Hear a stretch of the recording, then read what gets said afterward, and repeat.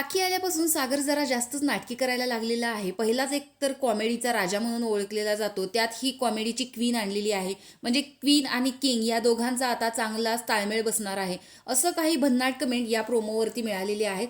चला तर बघूयात नक्की काय घडलेलं आहे. तर आत्ता प्रभूला भूक लागलेली आहे. तर सागर एकदम ओरडतो की अरे थांब, हे गायब झालेलं आहे. ते गॅसच्या शेगडीवरती जे स्टँड असतात ते गायब झालेले आहेत. आता या पाठीमागे टोळीचा हात आहे का बाकी सदस्यांचा हात आहे का काहीतरी एखादा कांड करावा म्हणून राखीनेच हे लपवून ठेवलेलं आहे आणि स्वतःच पोलिसाचे कपडे घालून ते शोधण्याचा प्रयत्न करते, असंही हे होऊ शकतं. आणि आत्ता ज्या पद्धतीने ही घरामध्ये चौकशी करते याच्यावरून काहीतरी कॉमेडीच चालले असं सहज दिसून येतं. तसं जर पाहायला गेलं तर राखी ज्या पद्धतीने इतर सीझनमध्ये गेलेल्या दिवशीच हंगामा करते तसं या सीझनमध्ये होत नाहीये, कारण सगळेच सदस्य हे सटल बिहेवियरचे आहेत.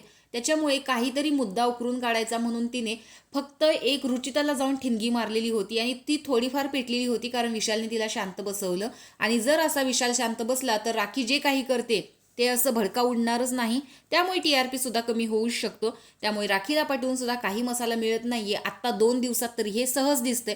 आणि या गोष्टीचं मेन रिझन म्हणजे विशाल सगळ्यांना गप्प बसवतो, म्हणजे ॲटलिस्ट टोळीच्या मेंबरना तरी शांत बसवतो की तिच्या विरोधात जाऊ नका. जर तिच्या विरोधात नाहीच गेलं तर TRP वाढेलच कसा.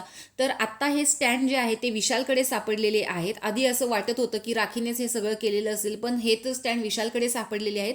त्यामुळे प्रभू म्हणतो की युअर अंडर वेअर अरेस्ट. तर अशा पद्धतीचा आत्ता तरी दंगा बिग बॉसच्या घरात चाललेला आहे. तर तुम्हाला हा प्रोमो कसा वाटला हे कमेंट बॉक्समध्ये सांगा. बाय.